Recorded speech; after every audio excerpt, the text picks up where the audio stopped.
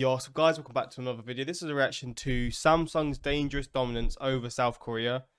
Obviously, Samsung was founded in South Korea. I don't know when, but it was. I don't know how dominant it would be. Maybe it's sort of how like Apple is around the rest of the world. But Samsung, wait, what is actually bigger around the rest of the world? Samsung or Apple?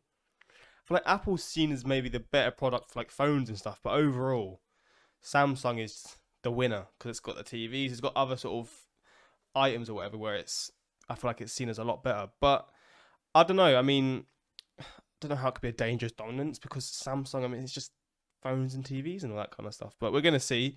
Hopefully going to enjoy. And yeah, let's just jump into this video and see what this is about. Geographically speaking, South Korea should be poor. Fractionally larger than the state of Indiana, South Korea isn't big, and unlike Indiana, it's not agriculturally productive. The nation is rugged and steep to the extent that only 22% of its land is actually arable. Wow. Worse still, this rocky disposition doesn't make up for its agricultural shortcomings through any sort of mineral wealth. South Korea has coal, but not much, as it ranks 49th globally in proven reserves, far behind even its dirt-poor neighbor to the north. And perhaps most problematic is the fact that the country's 81st in the world in natural gas reserves and is tied dead last in oil with... How the hell have they managed to get this rich? That is wild. And also, when did South Korea become like get the wealth that it did? Because I don't know when. Maybe it was around the time where like technology was booming and they were sort of maybe the leaders of like certain things being made and just big companies making all these crazy things. But when did South Korea become like this wealthy country? None at all. And all of these are only the domestic challenges. Zoom out from the Rocky Peninsula and the region's a who's who of past and present powerhouses. Squeezed through history by empires around it and limited natural resources, South Korea should be poor. But it's not. It's rich. By nominal GDP, South Korea has the 10th largest economy in the world, a fact that has much to do with a single company. Really? Before there was a Republic of Korea, and before there was a war to define the economic doctrine of Korea, there was a grocery trading shop in the southern city of Daegu that dealt in fish and noodles and went by the name of Samsung. While the shop's owner, Lee Byung-chul, couldn't have known it in 1938, his business would soon serve as the backbone of one of the most dramatic economic transformations of the 20th century. And it started in a noodle shop? What the hell? What economists would come to call the miracle on the Han River. Now, miracle is a bit of a misnomer. Ultimately, what took South Korean GDP from here to here on a 100-fold growth over 40 years was extraordinary, but also explainable. It was a function of successful long-term planning combining forces with savvy opportunists. It was also, in part, a function of the fact that in 1950, South Korea nearly ceased to exist at all. By August of that year, South Korean forces had little land left to defend after the communist North had taken all but this corner of the peninsula. From a southern perspective, it was the bleakest point in the war. But war and South Korea's reversal of fortunes in the years that followed created opportunity. In the midst of the Korean War's wreckage, Lee pivoted. In 1953, with leftover Japanese colonial assets selling for cents on the dollar, and much of South Korea's already meager industrial infrastructure in ruin, Lee launched Choi Jidang, a sugar refinery, then, in the year following, Choi Majik, a wool mill, both under what could now be considered the Samsung Group. For Lee, it was a logical progression, as South Koreans desperately needed everyday products and food, while South Korea's first president, Syngman Rhee, had begun funneling international aid to allied industrialists in hopes of reducing reliance on imports. Rhee's government funded the construction of facilities and the importation of raw sugar for Lee's new projects, and soon, with few to compete with in a war-torn nation, and after a few timely expansions, the Samsung Group became the nation's 4th largest borrower. With cozy political connections and a stronghold over critical industry, the Samsung Group took off. In the years that followed, it acquired Enkook Fire and Marine Insurance and Chohung Bank, while also becoming a major shareholder in 4 other banks. Less than a decade after acquiring that first sugar refinery, Samsung was the peninsula's most powerful conglomerate, and Lee's net worth was estimated to represent 19% of all South Korean wealth. 19%? The company had burst into a massive success. The problem was, While South Korea had distributed Western recovery funds and done away with feudal land practices, South Koreans were still poor and the country was still overwhelmingly agricultural and underdeveloped, issues that came to a head when the military overthrew Rhee's government in 1961. South Korea's economic rise began under a new leader, Park Chung-hee. With a laser-like focus on expanding industrial exports and maximizing South Korea's human capital, GDP growth shot skyward, only dipping under 9% annually on 3 occasions from 1963 to 1978. Driving this growth more than anything were the conglomerates. While Park had publicly stated plans of crushing Korean monopolies that rose through shady dealings in the post-war period during his rise to power, his presidency took a different approach. Rather than breaking the conglomerates up, he assigned them the exportation era's most critical task: getting Korean-made goods to the wider world. With the government providing cheap steel, a plethora of subsidies, lenient loans, and tax breaks to major manufacturers, the likes of Samsung, LG, Hyundai, and SK Group did just that, expanding vertically and horizontally. These family-controlled, government-aided corporate groups came to be known as chaebols, a term that entered common Korean parlance during the 60s and 70s as the institutions grew. In the 70s and 80s, chaebols dominated, pulling the South Korean economy up as they pushed their products out to the world. Samsung launched TVs, then semiconductors, then mobile phones for export. Hyundai sold cars on the international market, and LG opened up a factory in Huntsville, Alabama. Though South Korean citizens came to argue over the role of chaebols in politics and society, what wasn't up for debate was the remarkably positive impacts they had on everyday standards of life. So I guess in terms of technology, like I was saying, they also, like, the country as a whole had these companies that were some of the major factors in all this technology booming and stuff, whether it's cars, TVs, like you're saying. And I mean, yeah, you can definitely see why the country done so well, but it's just so interesting that it happened to be in South Korea. What was it that led to all these these inventions and all these, I guess, no, maybe not inventions, but just the technology just here being so much better than 99% of other companies, and then it led to them being these huge companies even today.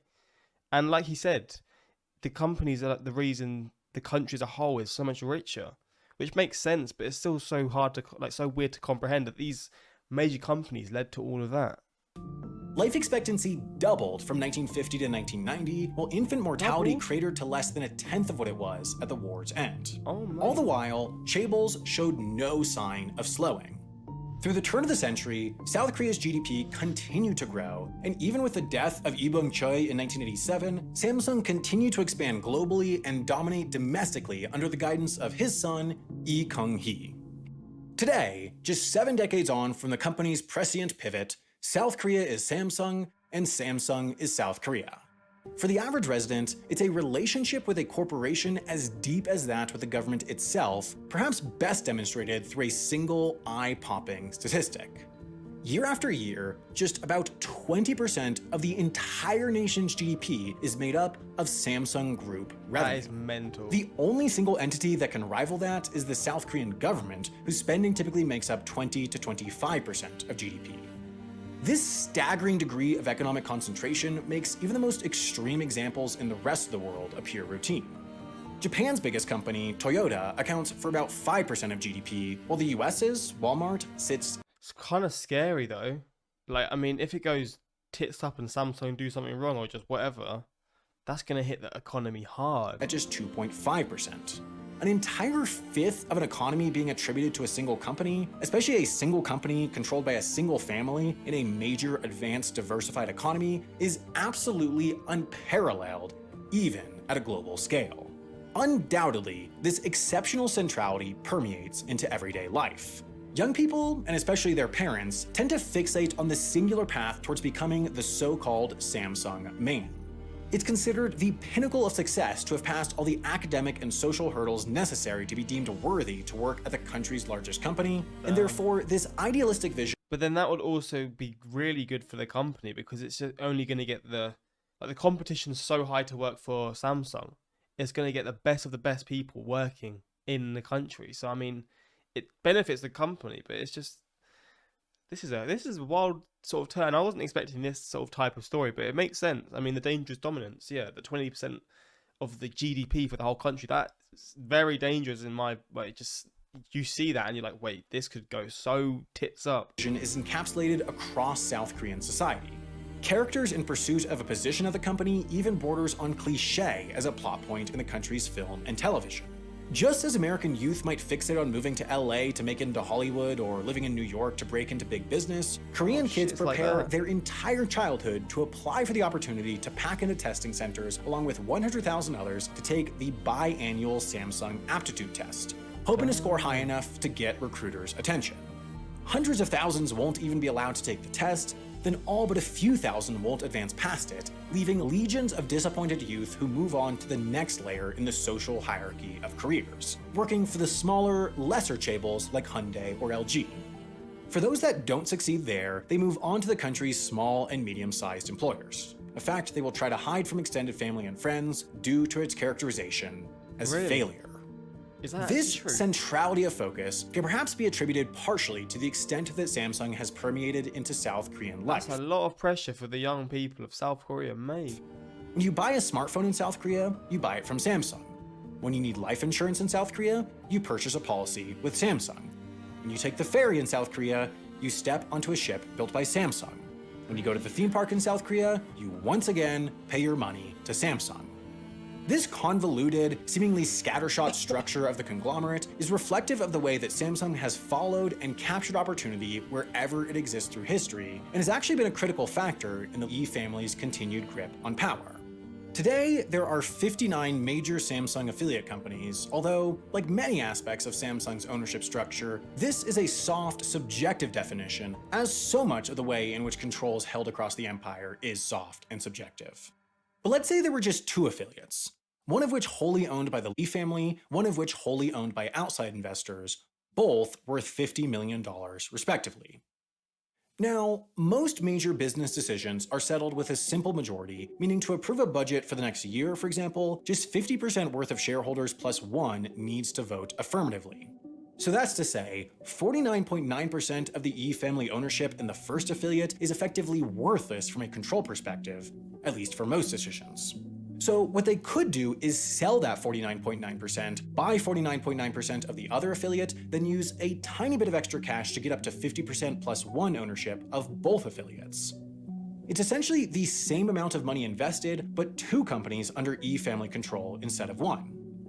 But now using their control of both of these companies, they could instruct each to use annual operating profit to buy up 50% plus one ownership in a third affiliate, rather than paying it back to themselves and the other owners, which would be subject to income tax. And while they wouldn't directly own the third affiliate, they would control it because they control the first two affiliates, which control the third.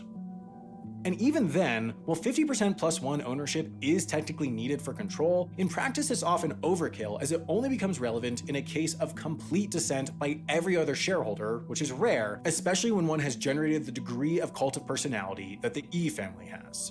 So the E family might only need 30 or 40% direct or indirect control of a given affiliate if another 10 or 20% is owned by trustworthy, allied, outside investors. Through the decades, these and other systems have compounded to create this: a scattered, convoluted web of ownership that can confuse even the savviest financial analysts, but ultimately results in what matters to the Lee family most: complete control of the entire empire. But these structures are tenuous, especially when someone dies. South Korea has one of the highest inheritance taxes in the world, 50%. That means that 50% of the value of assets goes to the government when they're passed That is mental.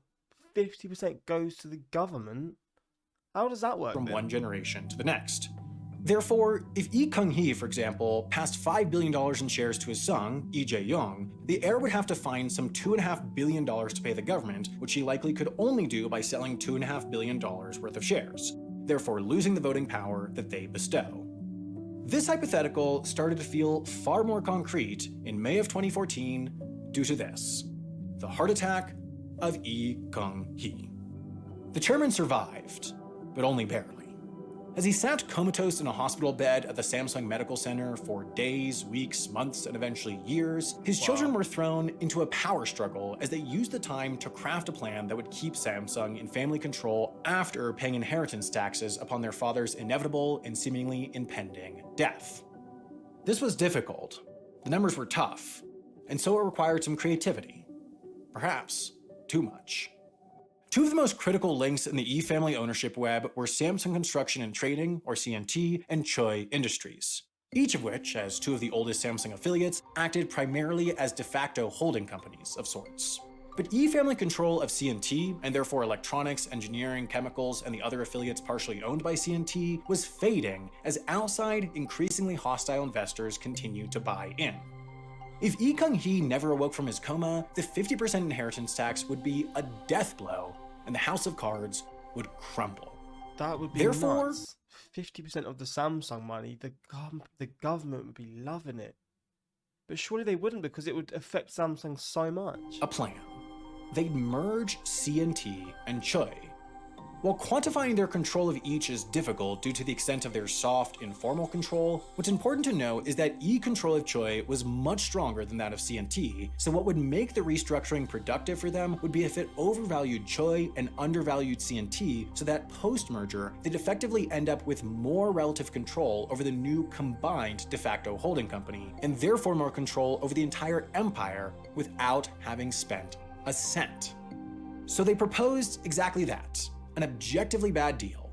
One CNT share would convert to 0.35 Choi shares. CNT shareholders, and specifically its largest, American hedge fund Elliott, started campaigning against the merger, arguing that Choi was objectively worth about $3.42 billion, but a merger ratio of 0.35 inflated its value to $4.08 billion, effectively gifting hundreds of millions of dollars in value to the E's straight from the pockets of CNT shareholders. It was an unbelievably good deal for the family, but they couldn't do it alone. Unlike most business decisions, which the E family could directly control through their de facto simple majority, mergers and acquisitions require supermajority approval of 2/3 of shareholders. They could get most of the way there themselves, but to push it over the edge, they needed to convince CNT shareholders to vote against their own interests. But there was one whale. The single largest outside shareholder, with 11.6% of ownership, was the South Korean National Pension Service, which was run by the Ministry of Health and Welfare, which was run by the South Korean government, which at the time was run by President Park Geun-hye. That's to say, if they could get to President Park, she might be able to get to the pension service. Conveniently, they had a back door. The pension Longtime service? Park confidant and daughter of an influential cult leader, Choi Soon-si. It was an open secret among South Korea's power brokers that Choi, despite holding no official position in Park's government, exerted deep influence over the president's decision-making, even to the extent of picking out outfits, editing speeches, and making specific policy propositions. On the surface, Choi worked as the owner of an Italian restaurant in Seoul's ritzy Gangnam neighborhood, but politicians and business people were often seen walking up to the third floor to her office, where she solicited donations for two nonprofits she had set up. The Mir and K Sports Foundations, supposedly dealing with cultural exchanges and sports-related projects, but in practice acting as the top of the funnel in a complex, globe-spanning money laundering scheme. Samsung, at the direction of Lee Jae-young, donated a combined $36 million to Choi's foundations, and while still little is known about the specific inner workings, soon after, the state pension fund voted in favor of CNT and Choi's merger, the measure passed, the two companies combined, and the E family shored up control of the Samsung empire into the next generation. Damn. Of course, we now know about this. We know how Park influenced the pension fund, we know how Choi influenced Park, and we know how Lee Jae-young influenced Choi. Clearly, the secret was spilled, a massive scandal erupted, Park was impeached and jailed, Lee Jae-young was indicted and jailed, but today, everything's pretty much back to normal. Park was pardoned and freed in 2021, then 1 year later, so too was Lee Jae-young, and as of October 27th, 2022, following the death of his father in 2020 after years in that hospital bed, Lee Jae-young was appointed chairman of the Samsung Group. Social order was returned. That is mental. The E family power was maintained. This is a familiar refrain. In fact, Lee Jae-young's legal troubles are practically a mirror image of his father's from a decade before.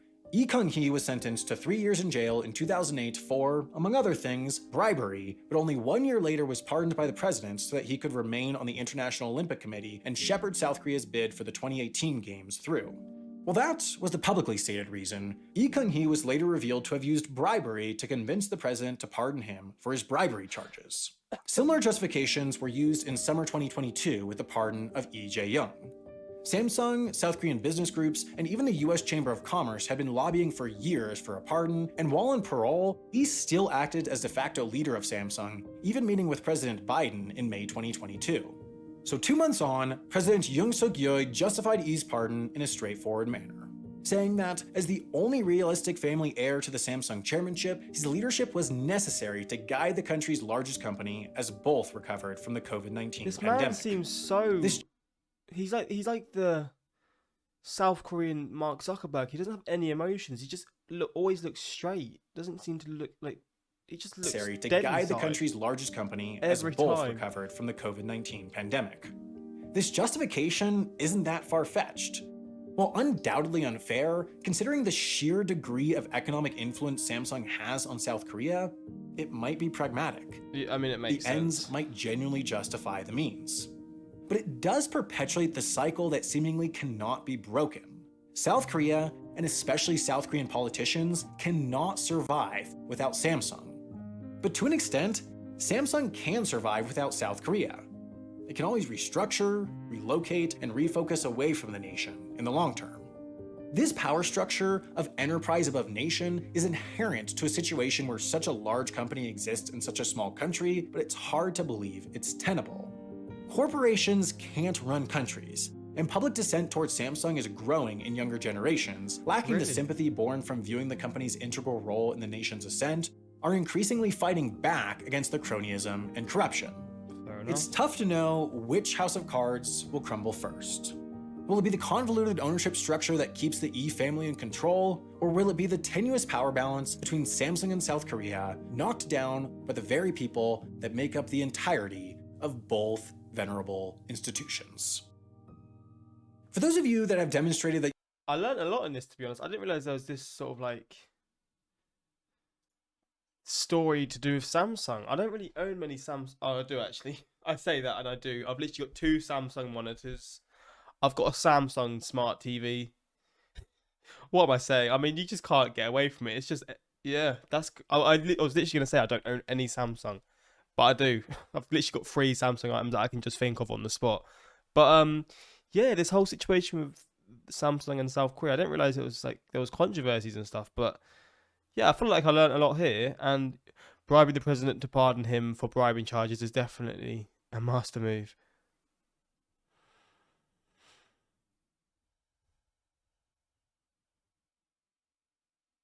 I just want to see Samsung net worth. I want to see what's actually worth more, Samsung or Apple. I mean, Apple's bigger, right? But by how much? Oh yeah, it's in the trillions. It's in the trillions.